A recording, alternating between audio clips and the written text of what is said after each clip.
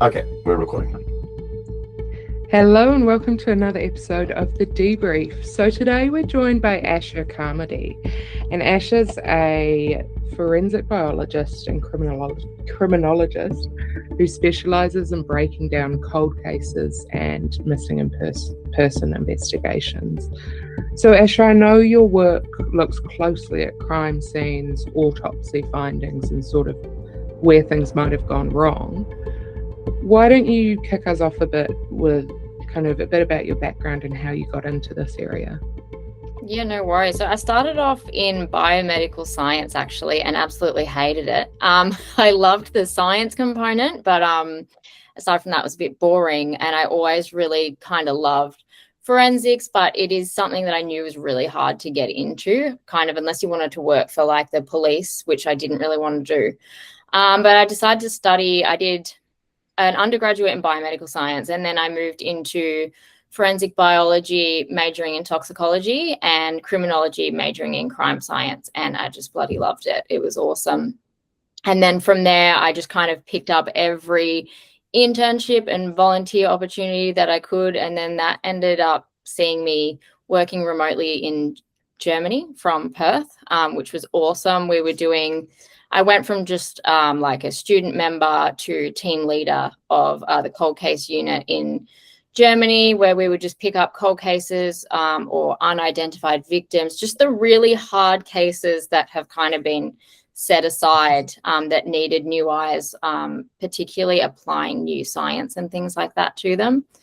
I did that for a number of years, and then I thought we really need this in Australia and New Zealand. We just don't have like a cold case or missing persons specific unit that is working full time on this. So I decided to start my business January last year, and it has been so busy ever since then. I've basically been doing cold case analysis, missing persons, no body murders and things like that, all the hard ones across Australia and a little bit into New Zealand.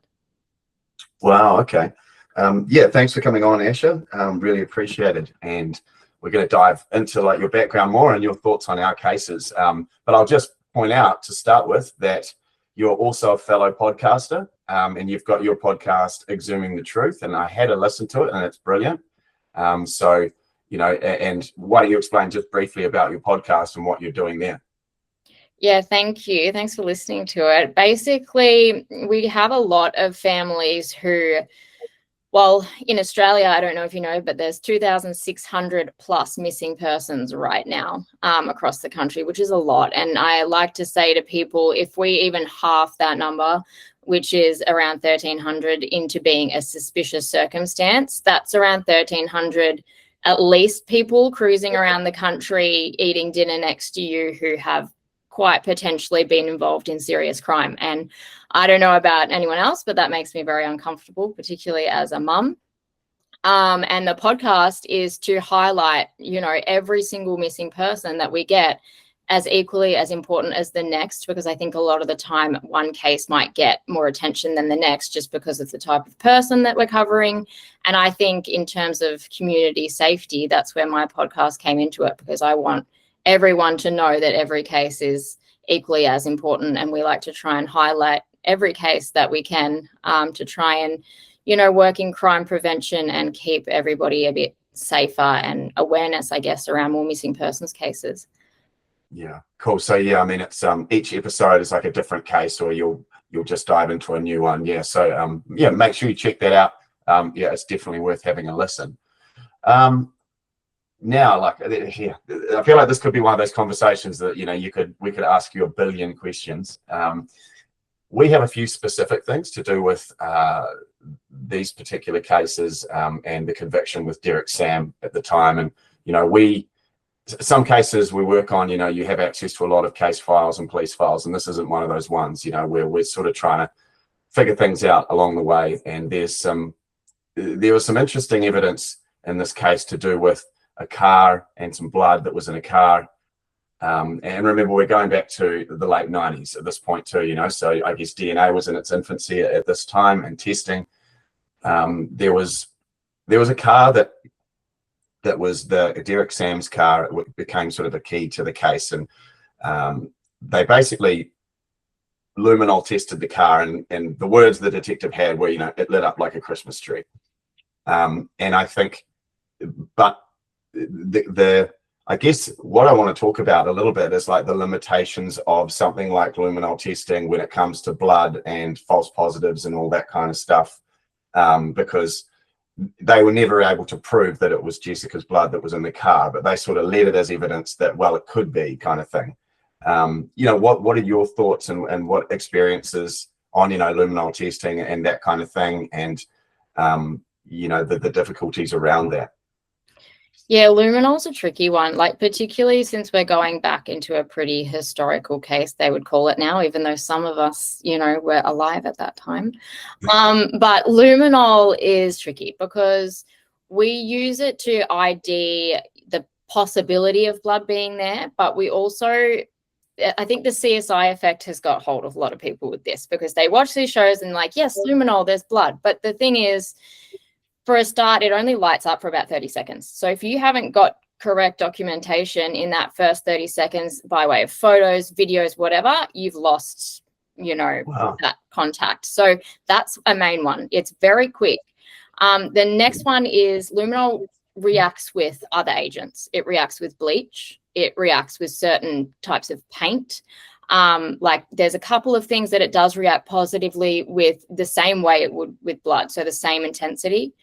But in a lot of cases, and it does react positively with bleach, you can say that could even be an indicator in itself that there was a crime scene there if bleach had been used. And then, of course, we have what we like to call presumptive testing, which is what you would usually do initially to say, okay, is this possibly blood, not is this definitively blood, which they would do then and there, and then they would need to take it for confirmatory testing in the lab, which is where they could do your DNA specific testing. But I'm going to assume in the 90s, I'm pretty sure we were able to do sort of DNA testing, but not so specific. And also back then, we didn't really have a huge database to compare it with either. You've got to keep in mind, because whereas now they can use things like Ancestry, where people are readily giving their DNA, we can compare against so many different things. But back then, there wasn't a lot to compare with. And if there was an accurate documentation of the luminol in that first 30 seconds, well, then they've kind of destroyed that evidence in a way. Yeah, wow. So actually they blow my mind a little bit there. I didn't realize that the how short the lifespan is of sort of that luminol test. So run me through the actual process. So they must apply something to like an area, and then you run the light over it. Yeah, basically. So they're using like a special, it's called a ALS, an alternative light source. They will apply these chemicals to whatever area, usually a bigger area than what they would suspect, just so that they get the full scope. They'd run that alternative light source over the top, and they would have to document that. Like now, we would see people videoing before you've even opened your alternative light source, just because we know that it's a short kind of time frame. But then I would imagine there would be photos, but there would be a lot of written documentation, and then it's going to come down to who's that chain of custody in the evidence, like who's written that down, who they've passed it on to, and how accurate that was. Whereas now you have to have, like, say, two people doing one thing and signing off that they've done it correctly, hand it over to the next person kind of thing. But back then it was more like, oh, we'll quickly do this. And like you've said, oh, it could be blood, but we don't know. Like, so it wasn't very procedural back then, I don't think. Yeah, that's fascinating. I think that there's another type of testing that they did as well. Off the top of my head, is it TBH? Is that what it's called? I'm not sure if you're familiar with that. Yeah, so there's a number of testing. Like I said, if we're doing presumptive testing, they're basically just testing to see the hemoglobin levels in what is present. So if they do get like a positive light up with the light source, they might then just do a swab and test it, and it'll come back and say, yeah, well, there is either hemoglobin or another substance in there that they're looking for to confirm that it's blood. But again, that's not specific. So they can't say, oh, like it could be animal blood, but it could be human blood. So many of these things, it all depends on how well they've preserved the evidence then to enable the case, you know, to stay a cold case and to be able to retest that evidence. Because now we would be able to, depending how they've preserved that, if that makes sense. Yeah. So as you're talking about luminol, something that comes to mind, at least the margin for error there, it reminds me of like what, you know, the common thought process behind like polygraphs, right? Yeah. There is a use, but it's far from concrete, right? Yeah, I like to refer to it as like a pregnancy test of blood presence, because, like, you know, some people, it'll come back with an answer, but doesn't necessarily mean, you know, it's correct. And there's so many limitations with luminol, which is actually why we don't use it that often in Australia. So what uses could it have then? I think it would definitely, in some circumstances like this, if you're talking about a vehicle, I would definitely personally use it, because it's telling you not necessarily there was something here, but there's something to look into further. That's how I would use it. Like, I would say, oh, okay, well, like you said, if they've said, oh, it's lit up like a Christmas tree, that would give me an indication that we have something to look at here and we can do alternative testing. I think that's where it's useful to kind of guide you in the right direction. If it came up with nothing, you'd be like, okay, well, there was no scene here at all. Yeah. Okay. So it's like that. It's that step one where you come in, you spray a car, and I guess because the car's got so many little nooks and crannies and things, I suppose if you were spraying that, you can kind of get right. It gives you that idea of, hey, we need to look here. There's something here. Whether it's I've heard even cat food can show up on a luminol test or something. Oh my God, so many. There's like, I think there's 6 main reagents that will show up that are definitely not like crime scene related, especially cat food. So, yeah, that's So interesting. if you get that yes/no pregnancy test for blood, what's the next kind of forensic technique you would apply to it?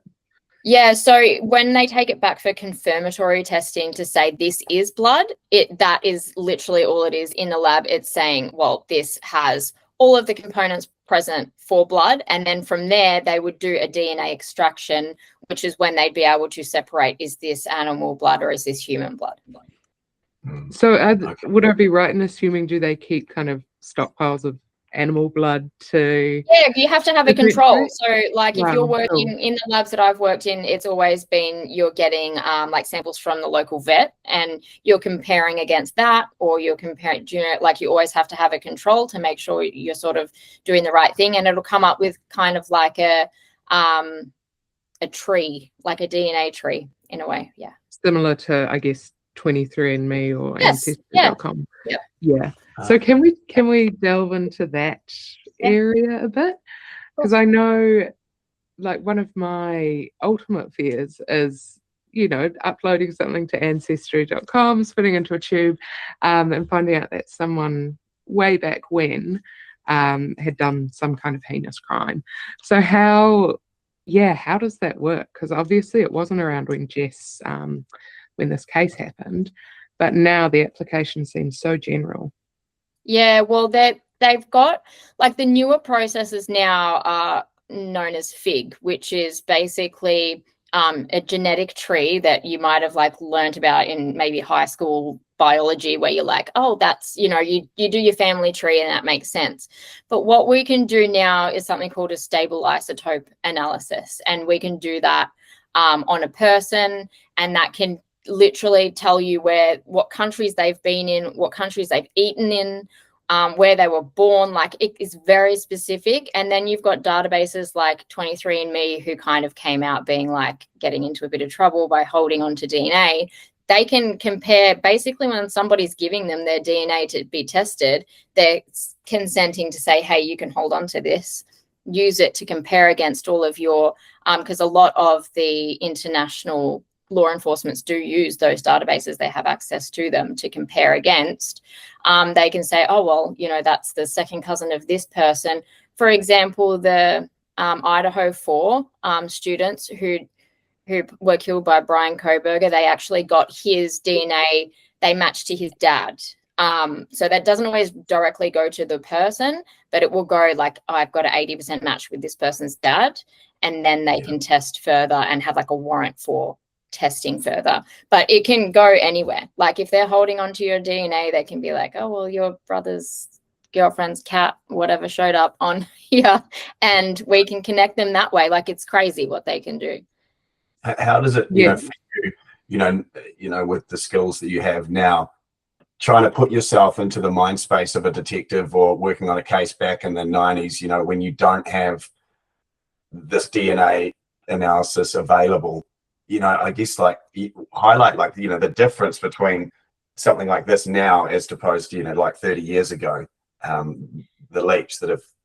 Yeah, it's kind of frustrating because I was listening to you talk yesterday on the podcast while I was cleaning my house about Jess and about the car, and that's frustrating even with updated technology, let alone forensics, because CCTV, Ring doorbells, things like that would have contributed like greatly to that case.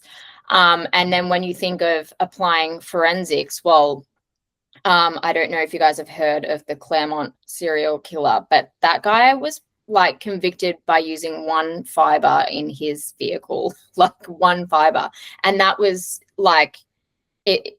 I don't know if you guys have heard, but in forensics, we kind of live by a term by someone called Locard, and it's every trace, every contact leaves a trace. So everything, like you hug somebody, your fibers on your shirt are on theirs are on yours. There's always a way to test for that. And I think back then we just didn't have the specificity to be able to do that. But now we do. Like, you can find one fiber that places somebody somewhere, and that opens up a whole case for you now. Whereas then it's kind of like, oh, well, we did luminol and it could have been blood. But did they do fiber analysis? Could we have done like so many different types of analysis in that car with, trace evidence like hair, what clothes she was wearing, the fibers in the vehicle, so many things that we could do today that we wouldn't have been able to do then. My thought, because the technology wasn't there, and because basically the frame of reference wasn't there, do you think something like luminol would have, at least like a courtroom, do you think it would have held more weight then because it was a little bit higher on the ladder of what we had at our disposal versus now? I mean, obviously now it's going to be a little bit further down on how that's going to hold up, but do you think at the time it would have held a little more weight? 100%. Just because like that case, like convicting Derek Sam, like it was circumstantial, but then to pair it with, oh, well, we did use luminol and there was this result, I think that weighs really heavily because it's the most scientific evidence that they have at that time. Whereas now they could be like, oh, well, cool, let's test something else because, it could have been X, Y, Z. But then I think it holds a lot of weight back then. I think too, is you have to think about it as well, is that, you're only trying to convince a jury. And so, a jury is going to be it's quite persuasive, when you have words like that, lit up like a Christmas tree. And I suppose you have that CSI effect. I mean, I guess it didn't exist then, but, I suppose it's powerful visual evidence, for a jury or to hear that. So I suppose from that point of view, I could see how at that time it would be, it would be something that probably would hold sway. Yeah, definitely.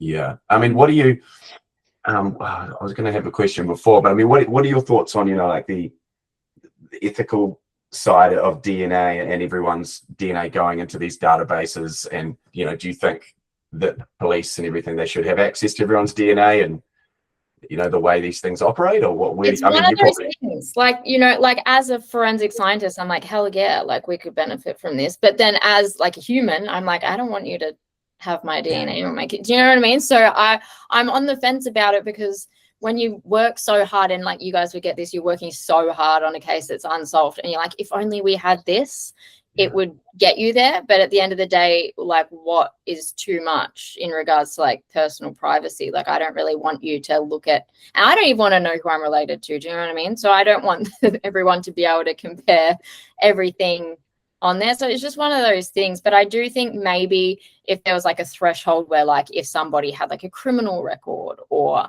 something like that, and then they would have to have something available like their fingerprints, like they do that. I don't know if that would be an option, but I don't know. It's really tricky.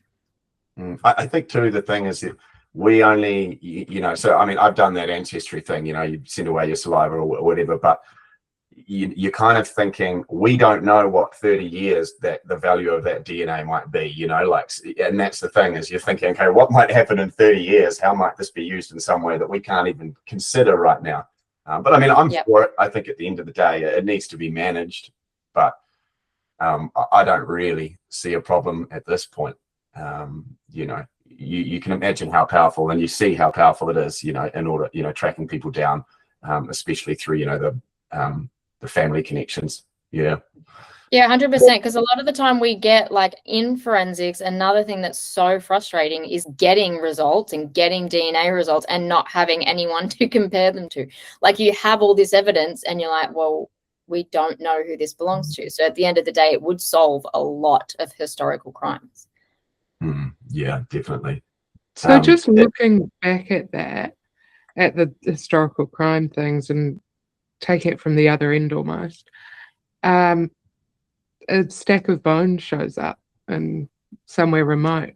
How do you tie that back to DNA or ancestry.com? Bones are great. Incredible. We love bones. So we the specialists in that area are forensic anthropologists. I specialized in it for about a year, and then I was like, this is too hard for me.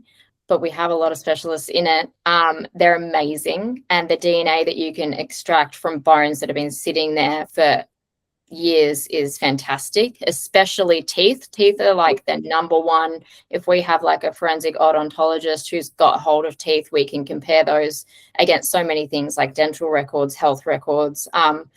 That's always something, even in our climate in Australia, and it's so hot, and like you might think, oh, well, it's degrading really quickly. It does degrade the soft tissue, of course, really quickly, but the bones are almost always able to be identified in one way or another, especially like your femur, your pelvis, your teeth. Like there's so many bits. It's more of a matter of finding them.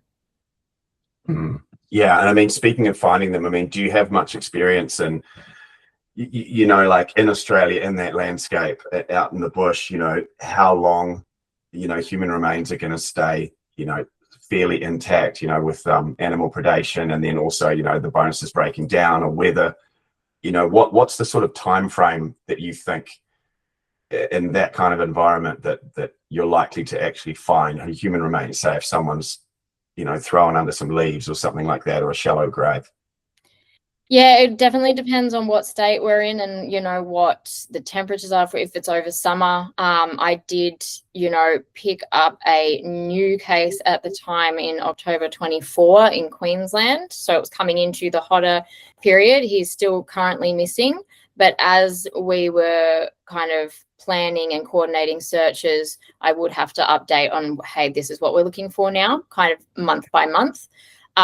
Particularly the weather, if it's hot weather, but also Queensland is like quite humid, so the humidity even contributes to degradation like really quickly. Scavenging of animals, like you're more likely after, this is a year and a half maybe that he's been missing. If we were to find him now, you'd be looking for major things like pelvis, skull, femur. All of the smaller bones would likely be gone. And again, like you said, if there's like a shallow grave, that might be a different story. If somebody is buried down there, you'd obviously have more bones found if they were buried. But if they were kind of just left there or had an accident or something, you'd be looking for major bones. So it always depends on weather. Also insects, we have forensic entomology, which is like the study of forensics and human decomposition through bugs, which sounds super gross, but it's really cool. And that helps us, like, even from like finding someone, a couple of days after they've been missing, that can tell us the time of their death. It can tell us a range of things depending what bugs are there. So there's a lot that goes into it. But now, like, especially from maybe like 2022-ish to now, we can tell pretty much how long that person's been there, cause of death, everything. But always when it's hotter and humid, the decomposition rate is extremely high. It's interesting. It's kind of ironic, really, isn't it, that someone buried in a shallow grave, if you've gone to that effort, that might work against you in the end, because Yes. it actually, Yes. Little do they know. Yeah, but so if they do that, then it's a bit easier for us. But no, a lot of the time, that's not the case. I think the Daniel Morecambe case, I think we were talking to Anne Louise yesterday, and she was a reporter that worked on it at the time, and in the end, I think the body hadn't been really buried, and there was animal predation. I think a lot of the bones had moved and gone quite a distance. So and that was actually not far out in the bush, really. I think it was that area of bush was quite close to Sunshine Coast, major urban areas. So it's pretty interesting that a body can really just be sort of thrown on the ground, and it can be missed. 100%. We just had a case close up the week before the wedding, and he went missing in October last year, and we were 20 meters away from finding him. 20 meters. Do you know how frustrating that was? And I came home from the last day of the search saying to my now husband, people wouldn't believe how much you can't see in front of you in bushland like that. Like he was right there and I couldn't see him at points in time. So to be 20 meters away was incredibly frustrating. I know I did another season of my podcast in New Zealand here, and I sort of put together a search, the first time I've ever organized a search. So I really had no idea, but I got some guys in who had been involved with Landstar and stuff over here. But anyway, we went out to the bush, and it's a 30-year-old case. And I realized in the first 5 minutes, it just sort of struck home. I was like, whoa, this is not like I was expecting. You're literally on hands and knees going through. It's so hard. Yeah. And I think this is the thing, like most people probably don't understand, most people wouldn't have been on a search, but when you go out there and you see what you're actually dealing with, it is incredibly challenging. And like you said, 20 meters away, and in some of this bush, you could probably be 1 meter away and not 100%. See something. Absolutely. Like I couldn't see my partner maybe 3 meters ahead of me, because it was so dense, and like the overgrowth, and like what it's like in areas that might have like a little bit of flash flooding throughout winter, and then it's sunny and then things overgrow. Like it's incredibly difficult. We've got so I don't know if you heard this on a podcast. So Search Dogs Sydney, they're going to bring a couple dogs up because we've got an area. It's actually interesting in this case. I don't know if you might have heard, but we had a witness come forward who claimed that he smelled the smell which he believes is a dead body in the vicinity of where Jessica disappeared from. It's a Petrie Creek, which is quite a densely forested area, but it's right in the middle of Nambour. And to me, it sort of seemed like a logical place that's nearby that perhaps a body could be taken. So we spoke to Chris from Search Dogs Sydney, and he said, hey, look, we can bring the dogs and run them through and see if we might be able to find anything. So what's your experience working with human remains dogs and that kind of thing? Have you dealt with that much? Yep, love them. We actually have 2 dogs being trained up for us at the moment, because one dog takes the place of 20 to 30 people actively searching. Wow. And that's just not something that you come by. That like you have people who volunteer who want to help and things like that, but they're irreplaceable. Like they're fantastic, and there's always if there's a result to be had, the dogs are getting it, because it's in them. They're kind of bred to do that sort of thing, and I think they're great. And if anything, I always like to cover kind of all bases so that for your own peace of mind, well, we've done the best that we can. I think the dogs are great. Yeah, wow. So tell me a little bit. So obviously you've got your podcast, and then so is this a business that you're running, that you're working for families that have got missing people? Tell me a bit more about that side of what you're doing. Sure. So Exhuming the Truth is like basically the podcast and kind of getting everybody's stories out there. Then we have a sister business that is a not-for-profit. It's Exhuming the Truth Hope Project, and it's we work with the families or the victim survivors from the time of the crime or the time the person's gone missing or the time that they sign on, all the way to the end. So if they need help going to court, they need help, at the funeral home, they need their case overseen, they want autopsies reviewed, anything from literally A to Z, we're doing it. Trying to help them through the process and just trying to also help them know their rights and where things are not going the way that they should, because it's not typical of any of us to know that process. Like, nobody kind of grows up knowing what to do when a family member goes missing or turns into a cold case. So we're basically following them through that, doing new searches. We conduct searches with drones. We've got a couple of dogs being trained up. So we kind of do a bit of everything with the not-for-profit just to try and help see the families through. And because as you would know, like, a lot of the time authorities kind of pick it up for, I think, 7 to 10 days. And then they're like, okay, we can't search unless we get any new information. And that's when they usually come to us, because they're like, no, we don't want to stop searching. And we'll say, all right, well, we'll help you. So that's what we're doing. Wow, that's amazing. And so you said you started this like in the last year? Yeah, so January last year we started.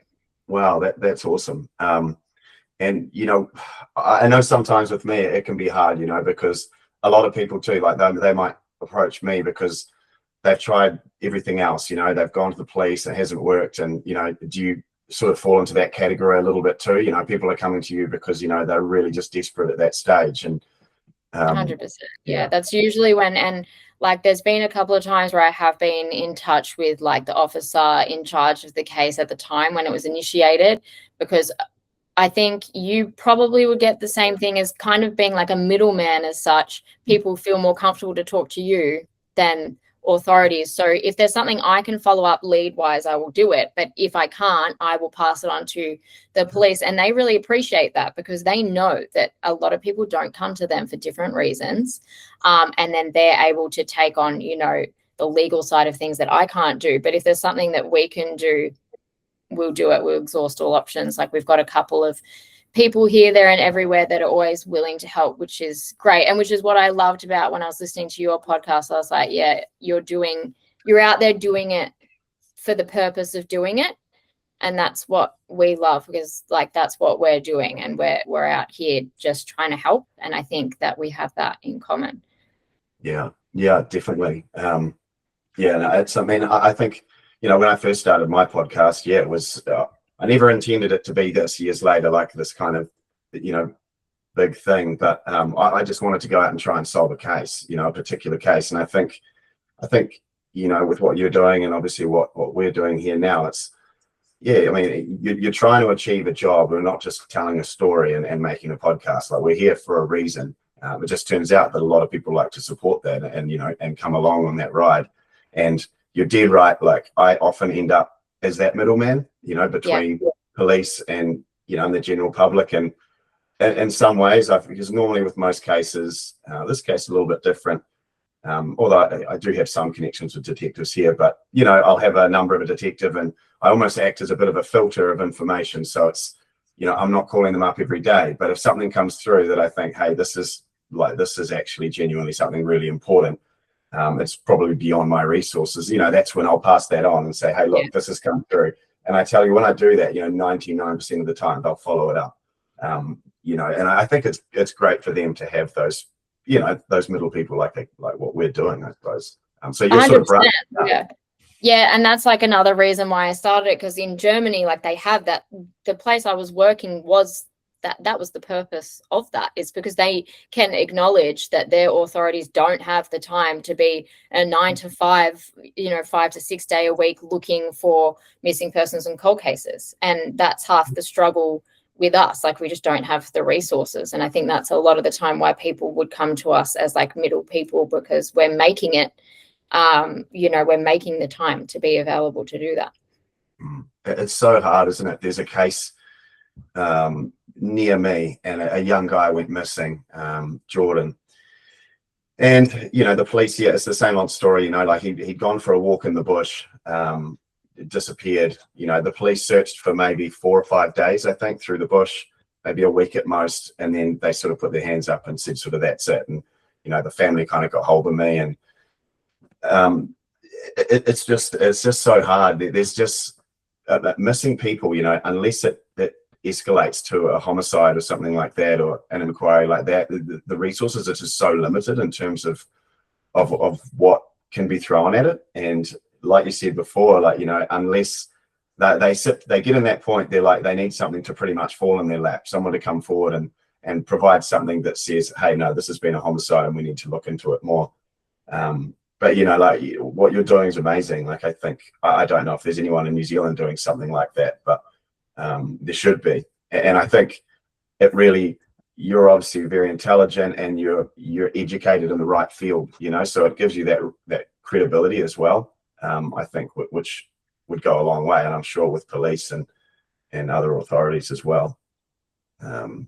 Yeah. A distinction that I made really early on in listening to Ryan in the early years, and I think it's stayed true throughout, is there's a subtle difference in his approach to every case. He's not his purpose, especially in the missing persons case, his purpose is not to find who did it. His purpose is not to point a finger at anyone. His purpose is to bring them home or locate them. See, Heidi Pockinen's case is prime example. We know that she's no longer alive. I mean, it's been long enough. We're aware.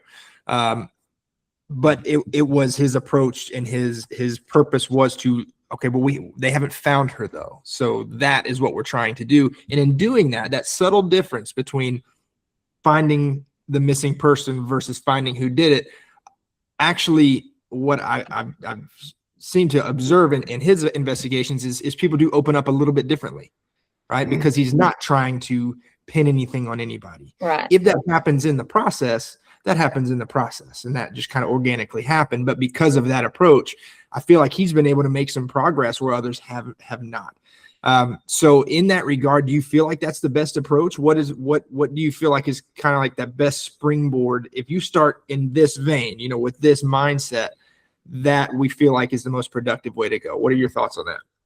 Yeah, I completely agree. I love that, because we say that too, to all of our families, our main goal is to support you, but to bring you closure by way of helping you bring your loved one home. And that's what it's mainly about for us, because I've got 2 kids. I couldn't imagine being in the position that half of these families are in. And then also kind of growing up thinking, oh, well, if something like that ever was to happen to me, I have, XYZ who would help me. But the reality is they're going to tell you that they got no resources and they're not going to do it unless they've got, XYZ. And it sucks. I just don't know how they do it. So for them to even have the courage to reach out and ask for help, I think that's amazing. And, if we can help any family in any way, obviously the end goal would be to bring their loved one home, and we would love to do that in every case. Unfortunately, it's not that easy, but at least they know that there's people out there, like what Ryan's doing, like what I'm doing, that we are out there to help. And in turn, the ripple effect is people are listening and they want to help too. There are a lot of people out there who want to help and don't want you to be living in this limbo, without your loved one. And I think that is a huge thing too. It's really nice to see the amount of people who do want to help. On that note, and I think this season we've seen a lot of folks kind of come through and want to support this investigation. But that being said, what are some of those common misconceptions that we have as people that the only qualification I have is I've seen True Detective, right? I don't bring anything professional to the table. So what are those things that you hear a lot that people are making these assumptions when you're getting that wrong? Yeah. I think that I get, even with qualifications, I get it quite a lot. But I think it just comes with the nature of what you're doing. It's sensitive work. And a lot of people, thankfully, lucky for them, can't relate to being in such a dire situation where they need help like this. And that's just how I like to think of it. Okay, lucky for them that they don't have to experience this. And that's how I see it. We get a lot of one kind of, you might get it too, but seriously, if I had $1 for every psychic email or text I've got, it sends every night. I'm in tears laughing at these messages, like just reading them to my husband, because I'm like, this, like in such heavy work, this really does make my day, like the stuff that I get on here. But is that something that you guys get? Is that? Oh, like, yeah. Oh, God, yeah. okay.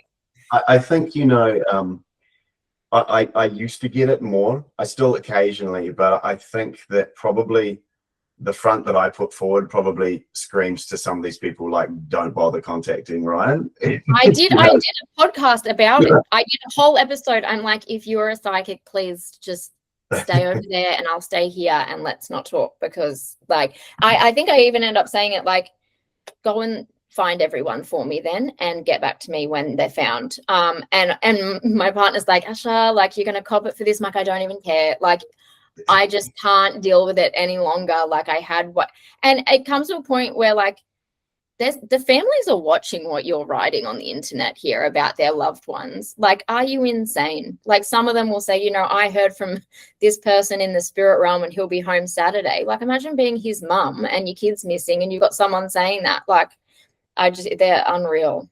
Yeah, I think I think I've used the exact same words before. Someone's contacting me and it's like, well, hey, like, how about you just go find them, like, you show me where they are and then we'll go then, let's narrow it down a bit. I don't want to hear like, near water or something like this, behind a building. And I mean, and I will say, I understand everyone has their beliefs and understand, and some people, they're into that kind of thing. But I think in all reality, if you want to take this kind of work seriously and the people that are involved seriously, there's just no place for that. It's a time waster for me. And also it's, like for families, it's not helping anyone.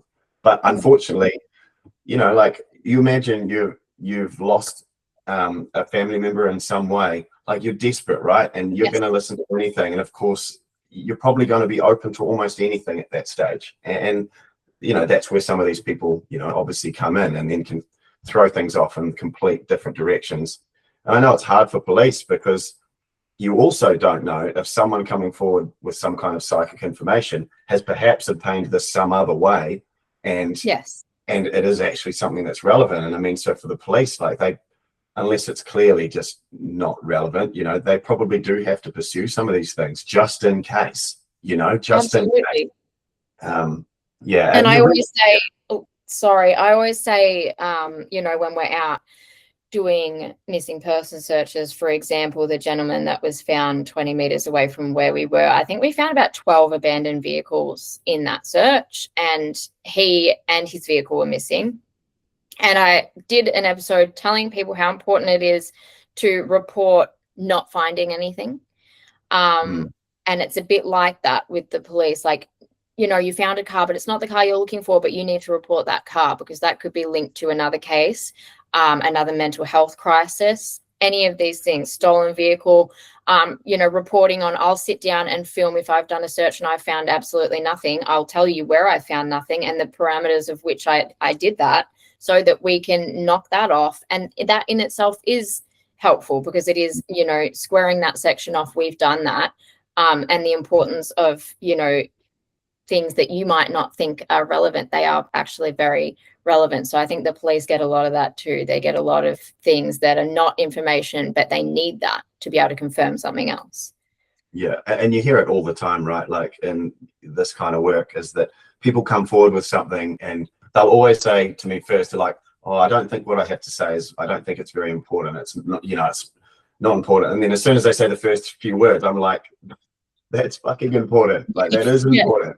Yeah. Because you don't necessarily know the greater context of other stuff, like, not everything is released publicly. Like, I don't release everything, and the police certainly don't, so you don't know what else is out there, So, if you ever have anything that, you think might be genuinely relevant, or even if you think it's not relevant, it's worth saying. Because you honestly never know. I was going to say, you mentioned that number. Did you say 2,100 people missing in Aussie, or 2,300? 2,600. 6. Why so many in Australia? I mean, that's a lot. I think, like, especially being in Western Australia, our state is enormous and it's not very occupied. And a lot of our state is mining, and a lot of them are abandoned mine shafts. And how easy is that for people involved in criminal activity? We have so many people missing in like rural areas, outback Australia. And I guess because of the line of work, I mean, I suppose everyone doesn't think like this, but we moved from Melbourne 5 years ago and we drove across it. And all I was saying to my partner the whole time, I'm like, imagine how many people are out there. Like, look at that. And he's like, what's wrong with you? I'm like, but seriously, because who's looking there? No one. Like, and when you look at how many people we've got missing, it just makes sense. We have a state that has like, you know, a huge state, and we've got this tiny little bit of population down the side, and everywhere else is mine shafts, the middle of nowhere, no CCTV, nothing. And I think it comes down to that. It comes down to the geography of it all, and it comes down to not having this specific resource of people actually looking for missing people full time. Like, yeah. I just will never understand how they just, oh, we've got a missing person, and either don't take it seriously for 2 weeks, and then by that time CCTV footage has lapsed. It only lasts for 7 to 14 days, as you probably know. We've lost all CCTV, we've lost, you know, all of that, and all of the crucial things that we need so early on. These are things that you need to pursue early, and I think we can learn that from all the cold cases that we have. Yeah, I'm still sort of I'm still thinking about my bones, I'm sorry. So you're, with all of these missing people, how we're finding bones in the outback, how do you distinguish if it is a missing person that maybe died of dehydration 10 years ago, or that it was someone who might have been bashed up, dumped out there, and it was foul play from, you know, just literally the bare bones of it?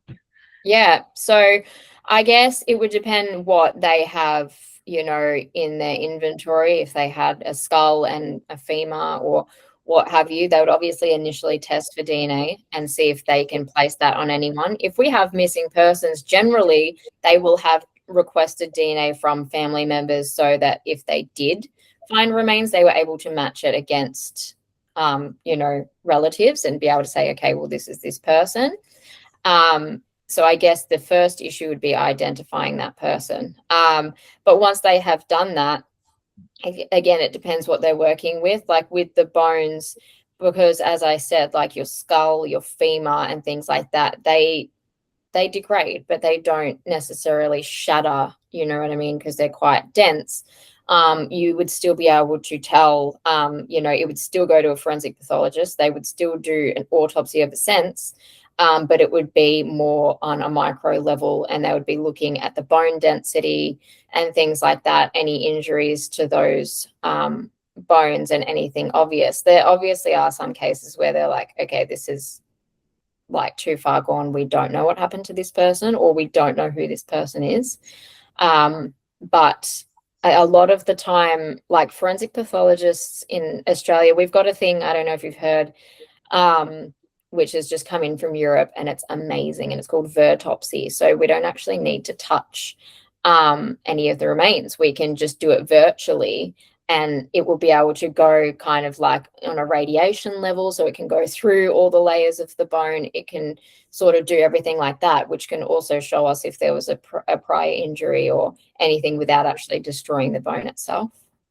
Wow. I mean, that's because it's such a challenge, you know, that something I noticed with missing person cases is that, you know, like in my experience, and it's totally understandable, that most people will assume that some foul play is involved with a missing person. You know, families will generally go to that first, because to, you know, consider the alternative that perhaps someone's taken their own life is sometimes very difficult for people to accept.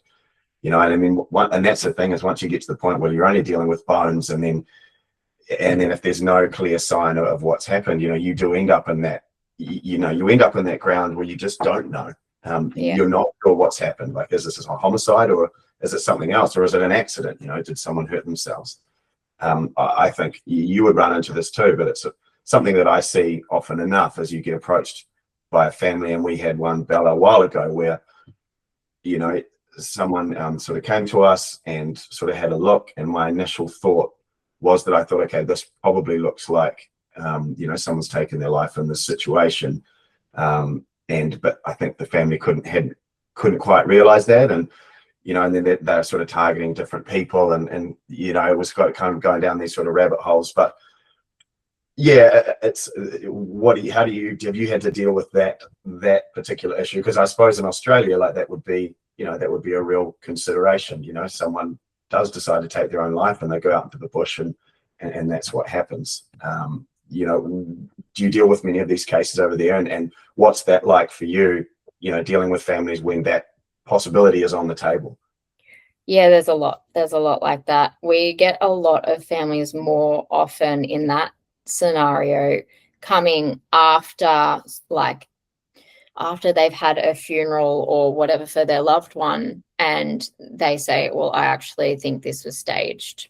They didn't do that. I think this person did. And I kind of have to say, unless we have something to actually, like, scientifically for me to base that on, I can't do anything with that. Like, I will recommend them go and speak to a lawyer or something like that. It's happened a lot. But unless there's something scientifically, like, gone wrong, like maybe because you can still request an autopsy if somebody has passed due to suicide, because not only does the autopsy tell you somebody's mechanism and manner of death, it can also give you future indications if you're a parent, for example, of health problems that they might have encountered later in life, which could be passed down to the kids. So they can say, oh, you might be prone to this. So a lot of families do go through with an autopsy in that situation. And I've had a couple where they have gone through with an autopsy and they've said, oh, the autopsy has come up with this and not this as the mechanism of death. And then that's something I can work with. But if it's just like a hunch, I always recommend like a PI, a lawyer, or, you know, something of that substance, because it's such a gray area where, like, if you feel like you know something because you know that person, that's one thing. But as a third person, I can't help you with that unless it's scientifically kind of in front of me. Yeah, I think a big problem is, you know, you end up with some of these missing persons cases, and once the police have sort of put it down, and then you've just got that sort of vacuum of information, and there's just, you know, and they're just grappling with trying to understand, and you end up reading into things that aren't really there. And yeah, but, you know, it's certainly a challenging part of this type of work. But you know, I guess that's why forensics is so important. You know, when you know, a tiny little nick on a bone or something that could show that, you know, there was a knife involved or something like that. So yeah, no, absolutely. And that's why I love it, because it's just facts in front of me, scientific facts, and I'm good. I don't like that what if we're doing all the tests, I'm like, okay, we're good, we've got this. Yeah, no, that's fascinating. It's like, I mean, and so much of what I end up having to do is, and I hate it, but, you know, I hate you end up in that realm of speculation, and you know, and that can be frustrating at times, and it's something that, you know, I don't want to have to do. And there's nothing I like better than, you know, when there's something forensic that's just rock solid, and you just, you know, you can just you know, every time I'm like, yes, okay, yeah. Yeah. Well, you know, something simple, even just like a photo or a video or something where you can, you know, because it's interesting, people's memory. I mean, I don't know where that falls, and it's not forensic, but I don't know what field that falls into, psychology, I guess. But yeah, I guess it would be forensic psychology. Oh, so there's forensic psychology. Okay, well, you know, I mean, memory is so fallible, is something that you realize, but people often don't realize how fallible, you know, memory is. You know, and oftentimes you'll have someone saying a particular thing and they're absolutely adamant of it. Actually, I had an interesting story. This guy got hold of me, a listener, and he was like, man, I had to tell you this thing that happened to me. He's like, I love true crime. I love your podcast. He was like, I was just in a crime. And he's like, and it was crazy. So he said, I was at the bank and I'm standing there. And if you're listening, you'll know who you are. He said he's standing there at the bank, and this guy, it's an armed robbery, comes in and he grabs this guy, and he's like holding a knife or a gun or something to his head, and he's robbing this bank. And this all happens. It's like, it's over in a minute or something like that.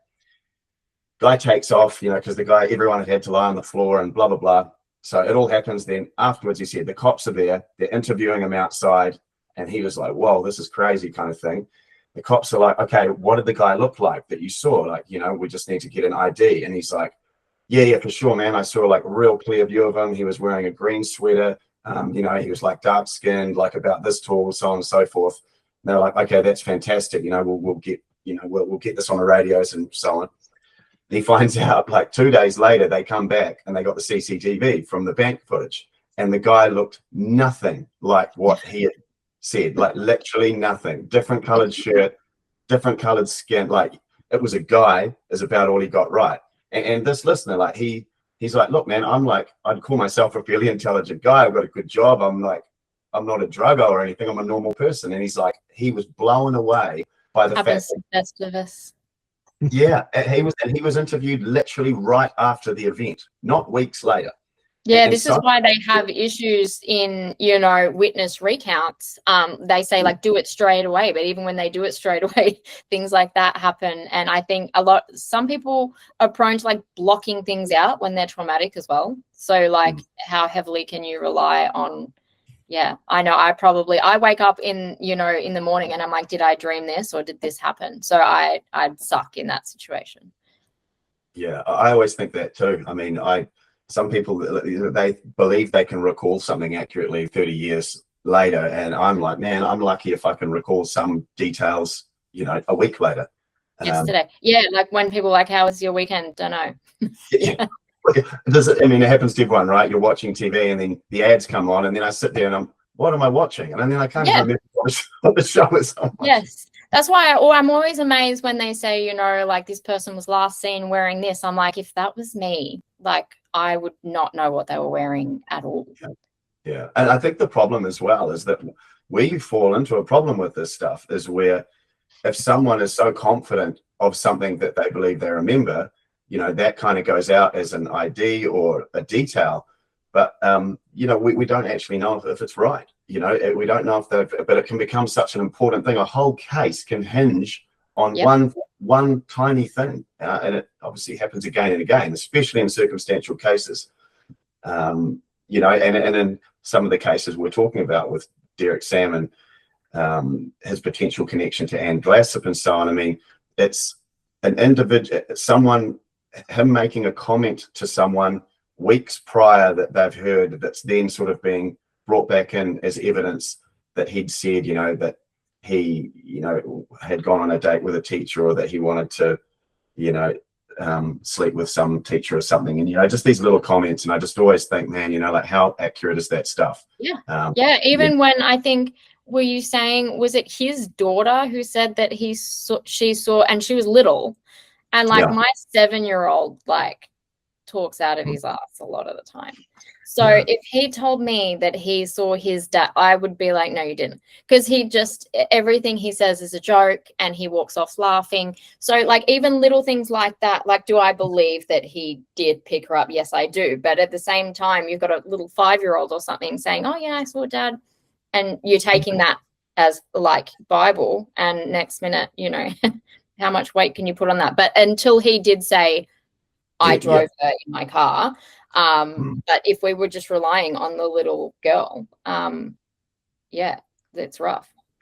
I've always wanted I'd love to run a test one day and somehow get some people and sort of test them without them realizing, I don't know, like I've kind of got an idea of something that I want to do, but to test people in a way to see what their memory really like, their recall really is of an event. And most of the time too, so much evidence is people are recalling an event that was completely innocuous. It's not something that you would even remember. It's a car just driving past or something, or, your brain's not designed to remember things that are not important to you or relevant, and I'd love to really test that and with a group of people or something. So, well, when you do, can you let me know the results? Because I'd like to see them. Yeah, I think it would be something that'd be interesting to do, and do it properly, in a way that it could even be legally useful. Yes, especially in witness testimony for sure. Yeah. Something that crossed my mind earlier, not to kind of go back to something a good while ago, but you mentioned the missing cases in Australia and the uninhabited land there. Yeah. So being in Texas alone, there's roughly 2,700 active missing persons cases right now. Well, I Just think in- that about Texas all the time when I'm watching stuff on there. I'm like, there's heaps of bodies there. Yeah, I was just looking it up actually as you were talking. In 2025, in 2025 alone, 45,000 people were reported missing in Texas. There are 2,700 of them active right now. Just in the state. So there's a lot of property out here, man, especially in West Texas, in the desert and stuff. But something that's really unique to the United States, per capita, Alaska actually has the most missing person cases. And if you know anything about Alaska is a massive, massive state in terms of geography, very low inhabitant, right? Like there's, and on top, I mean, the terrain, we talk about the terrain in Australia, New Zealand a lot, and that is a huge factor. Australia is very similar. But something is, what I was saying is very unique to the United States is you have the reservation effect, which is where, we have Native Americans that live here. Basically, they were given, we call them reservations, and it's just huge acreages of land that is basically self-governing. It's federal land, and technically law enforcement is federal law enforcement, but that's really only when they're called. Outside of that, they're kind of left to figure themselves out. So the cases of missing people, specifically females in those areas, is insane.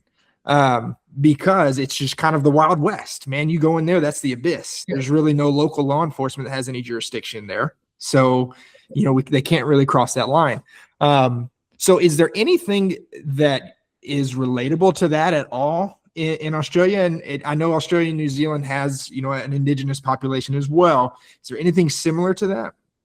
Yeah, I think so. Like we do in WA, we're trying to utilize Aboriginal trackers because they know the land better than anybody. I don't know about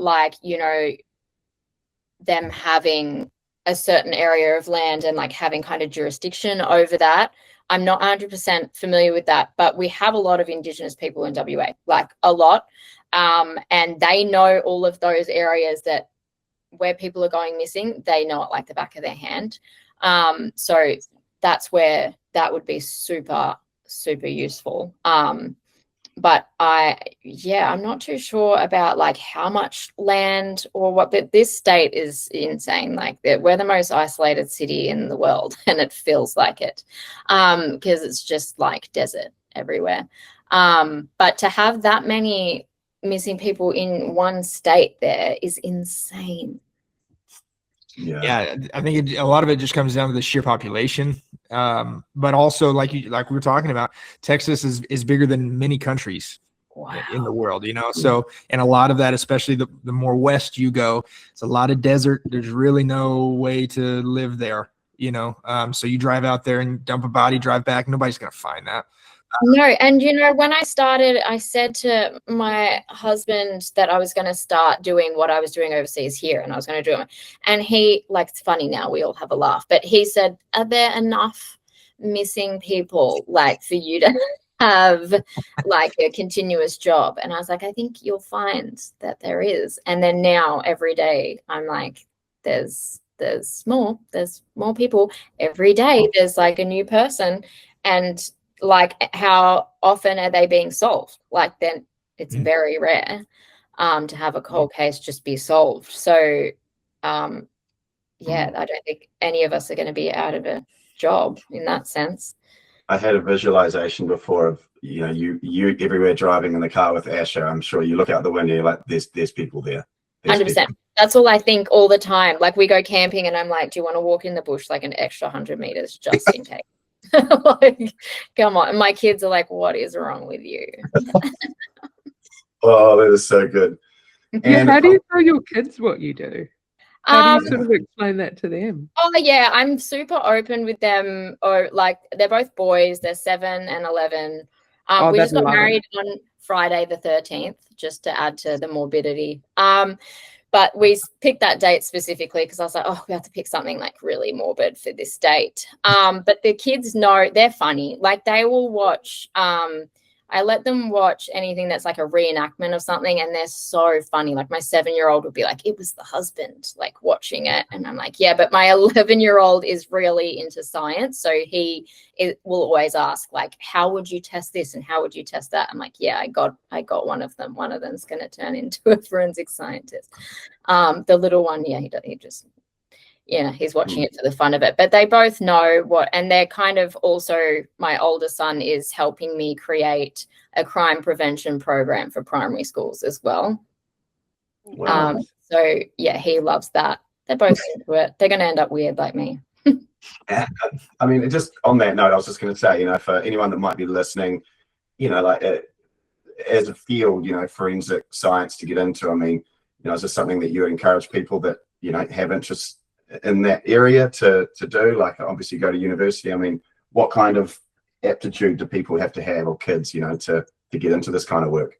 I love this question because I didn't finish high school. I actually worked with horses for a number of years until I had a big accident, and I was in a wheelchair for a number of years. I was in rehab for like 8 years. Yeah. So I left school in year 10 to work with horses in horse training. And then that happened. And that was actually my push to be like, well, I love like forensic science. I'm going to do it. So I did it, but I entered as a mature age student. So you didn't need like your ATAR or your high school level. You just had to wait till you were 21, and they were like, you're mature aged. And I'm like, I'm not that old. So I started when I was 21. I kind of did a lot because of COVID time. There was a lot online, a lot in the lab. But what I do have to say is people generally start doing forensic science and they find their niche in that. There's a lot. And you might not think there is, but like you've got forensic odontology, which is teeth, forensic anthropology, which is bones, which Bella, that would be you. You'd be an anthropologist. Then there's a forensic entomologist, which is bugs. Like there's so many things. Then there's like specialists at underwater drones, like sonar imaging.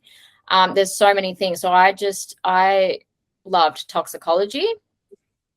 Went into that, and then really fell in love with like the autopsy reviews and autopsy analysis. But I'm actually still studying at the moment, doing neurocriminology. So it's kind of like forensic psychology, whereas a forensic psychologist would go like into a prison and talk to the criminal. I have no interest in that. Neurocriminology is the way that you're born with your brain, the way that it works, and how that contributes to you becoming a missing person, committing a crime, things like that. So it's the science behind the crime, essentially.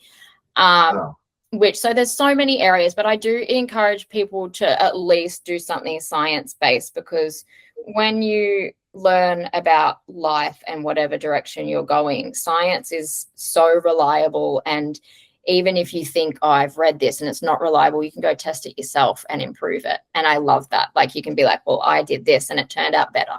And then the next person will do it. And it ends up like this little secret challenge between people across the universe, but you're kind of, retesting things. And I think it's good for anyone and everyone. There's always something. People specialize in DNA and DNA extraction. There's so many different things in forensics, and I do encourage it. I think it's difficult, but it's worth it.